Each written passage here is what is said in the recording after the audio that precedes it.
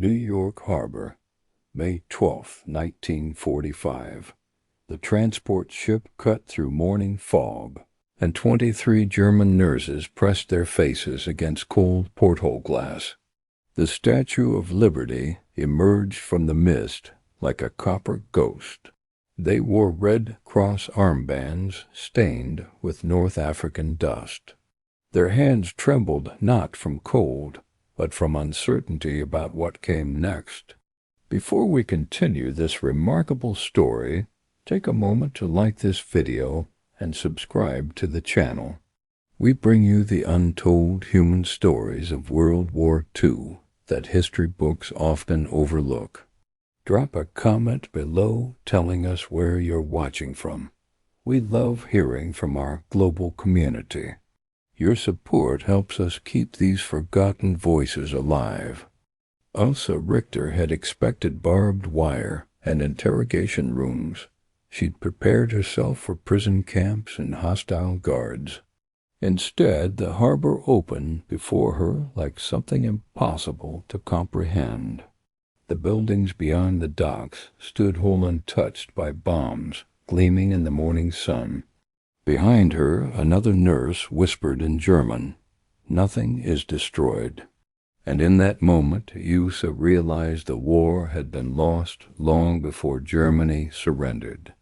Not on battlefields, but in factories and shipyards, in the industrial capacity that built cities while Europe burned. Tunisia, February 1943. Elsa had been 26 years old when the field hospital collapsed around her. She'd trained at Karaite Hospital in Berlin, where professors taught anatomy and Latin and precision like sacred ritual. Now she worked in canvas tents that smelled of gangrene and desert dust. Flies gathered thick as curtains over operating tables. The wounded arrived faster than they could treat them. Artillery fire walked closer through the olive groves that afternoon. Elsa pressed gauze against a soldier's chest wound, her hands moving with practiced efficiency. The surgeon beside her looked up from an amputation, his hands red to the elbows. "We're evacuating," he said quietly. But there was nowhere to evacuate to. The Afrika Korps was collapsing. German lines had broken across hundreds of miles of desert, leaving behind wounded men and medical staff too slow to escape. American soldiers arrived at noon when the sun turned canvas tents white with heat. They came with rifles raised, voices sharp with adrenaline. Young men, most of them dust-caked on their uniforms, eyes scanning for weapons and threats. Elsa stood beside the operating table with blood-soaked apron and visible hands, palms up. Around her, 17 other nurses did the same. They waited for whatever came next. A lieutenant stepped forward, maybe 23 years old, with a southern accent that softened his consonants. "Yo medical personnel?" he asked. Elsa nodded. "Krankenschwestern," she said, then in broken English, "We are nurses." The lieutenant lowered his rifle. His men did the same. "Secure the wounded," he called over his shoulder. Then to Elsa, "Anyone here gonna give us trouble?" She shook her head. "Good," the lieutenant said. "We're taking you in." The Geneva Convention protected medical personnel. Elsa knew this. She'd been trained in international law and protocols that were supposed to transcend combat. But knowing and experiencing were different things. These Americans could have treated them as enemy combatants. Instead, they treated them as colleagues. The Americans shared their rations during the convoy, north-canned meat and crackers, food more abundant than anything Elsa had seen in months. The soldiers joked while they ate. She couldn't understand the humor, but she understood the casual confidence. These men fought from a position of abundance. They processed the nurses through a detention facility in Algiers that smelled of salt air and diesel fuel. Military police took photographs and fingerprints.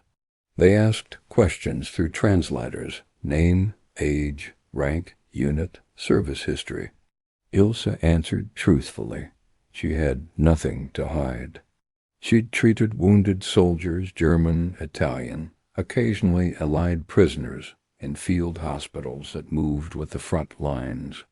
She'd never fired a weapon, never belonged to any political organization beyond the Red Cross. She was a nurse, bound by oaths older than the war. The American officer reviewing her case was a woman, Captain Margaret Sullivan, Army Nurse Corps. Read through Ilse's file with sharp, careful eyes. "You speak English?" she asked. "A little," Ilse said. "I am learning." Captain Sullivan studied her for a long moment. "We're sending you stateside," she said finally. "Labor shortage. We need medical staff in military hospitals. You'll work under supervision. No contact with German POs. You understand?" Ilse understood she had no choice. She nodded. The Atlantic crossing took 14 days. The nurses traveled in the hold of a Liberty ship, sleeping in hammocks strung between cargo pallets. The vessel rolled through storm swells that sent equipment sliding across decks. Ilse lay in her hammock listening to engines throb, feeling America approach like something inevitable and strange. She'd been told about America, about its wealth and corruption, its jazz music and Hollywood decadence. Propaganda had been thorough. Americans were soft, materialistic, too comfortable to understand sacrifice. Americans would collapse when war demanded real courage. But lying in that hammock, feeling the ship climb each wave, Ilse found herself uncertain of everything she'd been taught. New York Harbor materialized at dawn. The skyline rose higher than anything in Berlin, steel and stone climbing toward clouds. Ships moved everywhere. Destroyers, cargo vessels, tugboats threading through channels with purposeful grace. An American guard stood nearby, watching them watch the city. "First time?" he asked. Ilse nodded. She couldn't speak. The scale overwhelmed her. In Berlin, entire neighborhoods lay in rubble. Here, glass windows caught the sun and threw it back like promises. "Wait till you see the hospitals," the guard said. "Cleanest places you ever did see." They assigned Ilse to Walter Reed Army Medical Center in Washington, D.C. The building sprawled across acres of manicured lawn, white stone gleaming in spring sunlight. Inside, corridors smelled of antiseptic and floor polish. Electric lights blazed from every ceiling. The ward stretched in long, precise rose beds with white sheets, windows that opened to let in air. Equipment so new it still carried factory sheen. Ilse stood in the main corridor, holding her small canvas bag, staring at the abundance. A nurse approached Lieutenant Sarah Chung, second-generation Chinese-American, 30 years old, with efficient hands and kind eyes. "You're Schneider?" she asked. "Come with me. I'll show you the ward." They walked through corridors that seemed impossibly wide, past supply closets stocked with bandages and gauze and morphine in quantities Ilse had never seen outside medical school. Everything was clean. Everything was organized. Everything suggested a country whose factories still produced, whose supply lines still functioned, whose homeland remained untouched by war's destruction. Lieutenant Chung pushed open a door. "This is yours." The ward held 40 beds, half occupied. Soldiers recovering from wounds, from surgeries, from infections contracted in the Pacific Theater. They lay propped on pillows, reading magazines, playing cards, talking in quiet voices. Sunlight streamed through tall windows. A radio played big band music from a corner shelf. "You'll work day shift," Lieutenant Chun said. 0700 to 1900. Dressings, medications, vitals, standard post-op care. Questions? Ilsa had 1,000 questions. She asked none of them. "No," she said. "Good." Lieutenant Chun's expression softened slightly. "Look, I know this is strange for you and for them." She gestured toward the beds. "But we're all medical professionals here. We do the work. The rest ... She shrugged. "The rest works itself out." The soldiers stared. Ilsa felt their eyes follow her as she moved through the ward, checking charts, adjusting IVs, distributing medications from a rolling cart. She kept her movements precise, professional, exactly as she'd been trained. She did not make eye contact unless necessary. She did not speak unless spoken to. She became invisible through perfect competence. But invisibility was impossible. "Hey," a voice called from bed 7. "You're German, right?" Ilsa paused at bed 8, marking a temperature reading. She did not turn around. "I said you're German." The voice was louder now. "I can tell by the accent." She finished writing, returned the chart to its slot, finally turned to face him. He was perhaps 22, with red hair and freckles, and a bandaged stump where his right leg had been. His eyes held neither anger nor kindness, only curiosity, edged with something harder. "Yes," Ilsa said quietly. "I am German." "Huh." He studied her for a long moment. "You fix up German soldiers before they caught you?" "I am a nurse," Ilsa said. "I treated whoever needed treatment." "That include Americans?" "Yes." He considered this. The ward had gone quiet, every patient listening. Lieutenant Chun stood by the supply closet, watching, ready to intervene but giving space for whatever needed to happen. Finally, the soldier in bed 7 nodded. "Okay then," he said. "Long as you do your job same as anyone else." "I will," Ilsa said. "Then we're square." He lay back against his pillows. "Name's Cooper, from Ohio, lost a leg at Saipan. Doc says I'm healing good. Your wound looks clean," Ilsa said. "No infection." "Yeah." Cooper's expression shifted, something vulnerable flickering across his face. "Still hurts, though. Like it's still there, you know? Like I can feel toes that ain't there no more." Ilsa knew. She'd seen it before, phantom sensation that haunted amputees. "It will fade," she said gently. "With time." "Hope you're right." Cooper closed his eyes. "Thanks, nurse." Days became weeks, became months. Ilsa fell into the hospital's rhythm shift changes and medication rounds, dressing changes and chart reviews. The work itself was familiar, the same fundamental tasks she'd performed in field hospitals across North Africa. But everything else felt dislocated, strange, like living inside a dream where rules kept shifting. The abundance overwhelmed her most. At Walter Reed, supplies never ran short. When she needed gauze, the supply closet held boxes stacked ceiling high.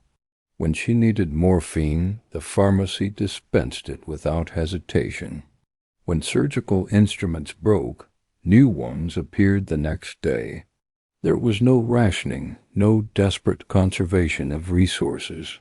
No moments of choosing which patient received the last dose of antibiotics.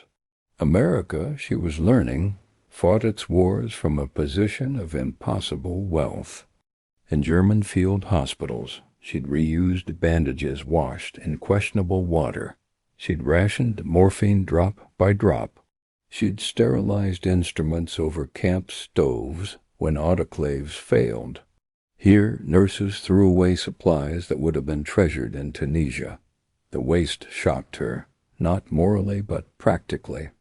It revealed the gulf between industrial systems, the mathematical reality of American production capacity versus German scarcity. But it was the small human moments that confused her more than the supplies. One afternoon in May, she was changing Cooper's dressing when he suddenly asked, "You got family back in Germany?" Ilse's hands paused. "My mother," she said carefully, "in Berlin." "You hear from her?" She secured the bandage with medical tape, not looking at his face. "Not since I was captured." "That's rough." Cooper's voice carried genuine sympathy. "My ma writes every week. Can't imagine not hearing from her." Isa said nothing.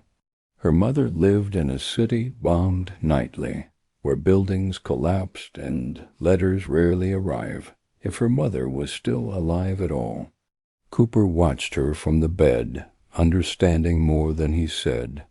In June 1945, the war in Europe ended. Lieutenant Chun told her in a supply closet. Germany surrendered, unconditional. Ilse set down her clipboard. Her hands were steady.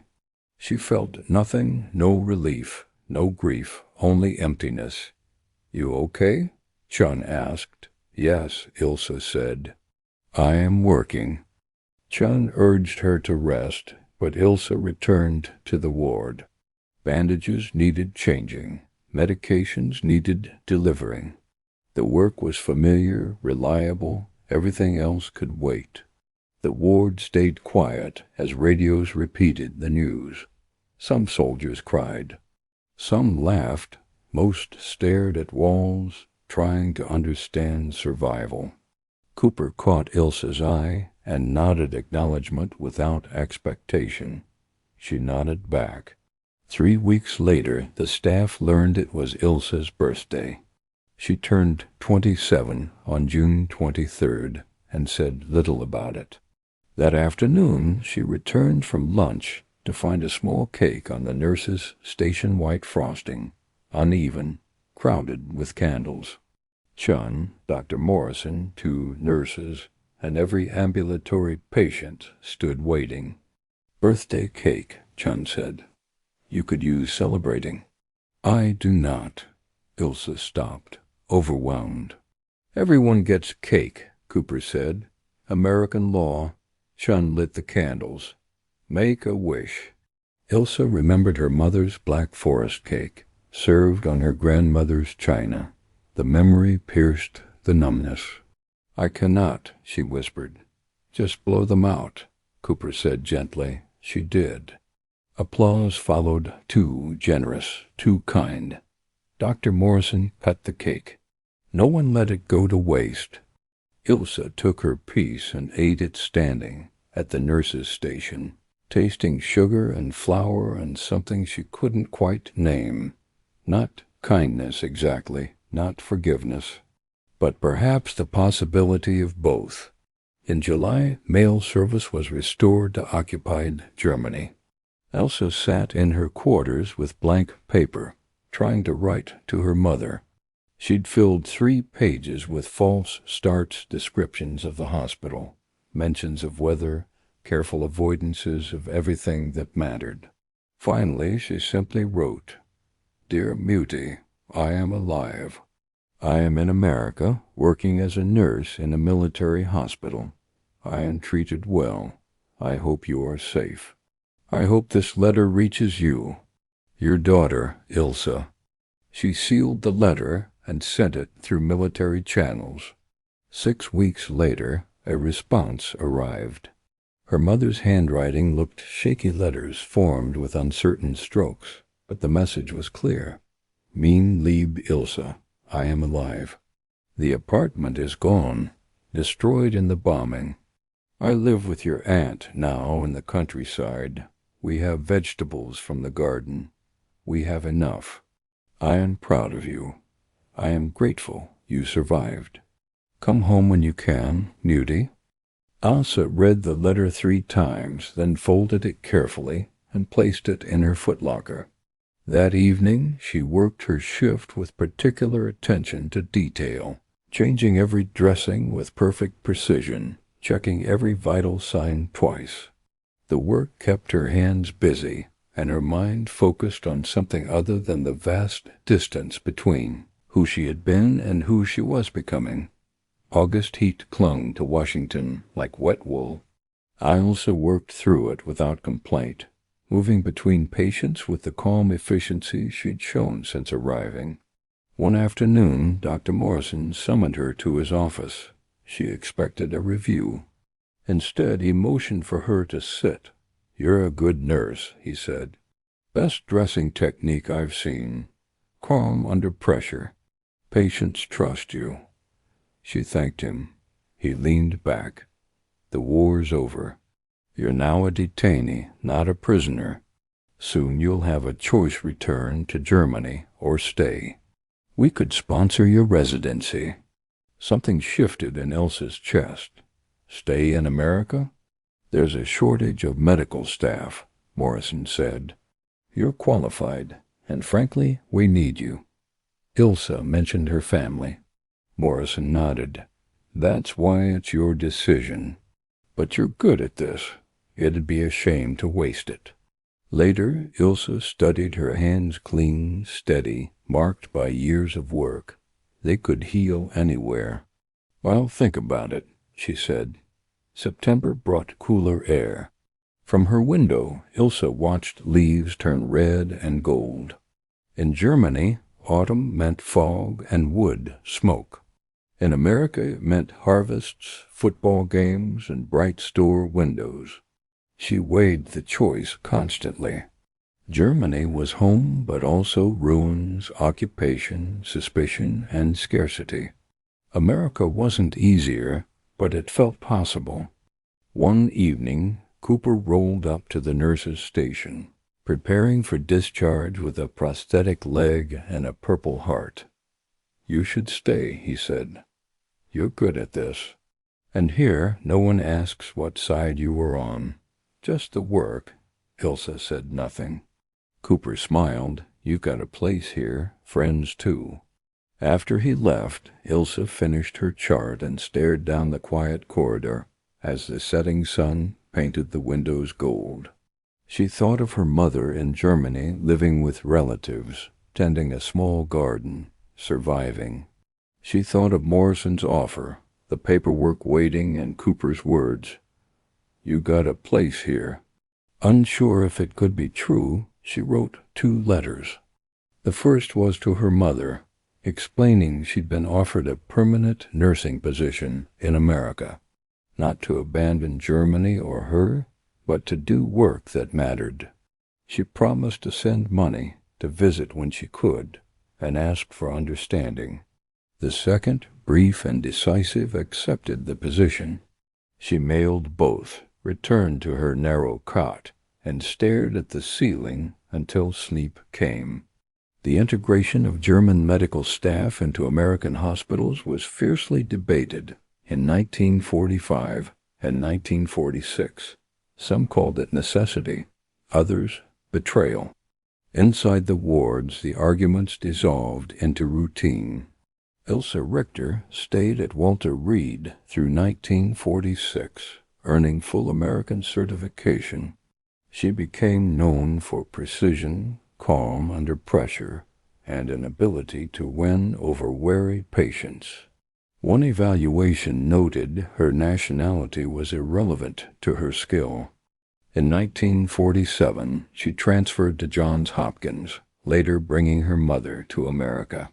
They shared a small apartment, German at night, English by day.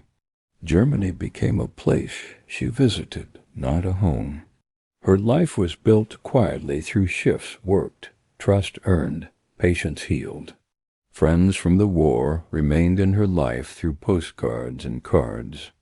Asked decades later what she remembered most from that first year, she answered simply, "They made me a birthday cake."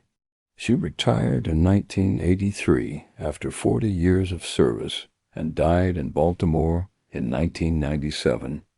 Her obituary focused not on the war, but on the work, and that was enough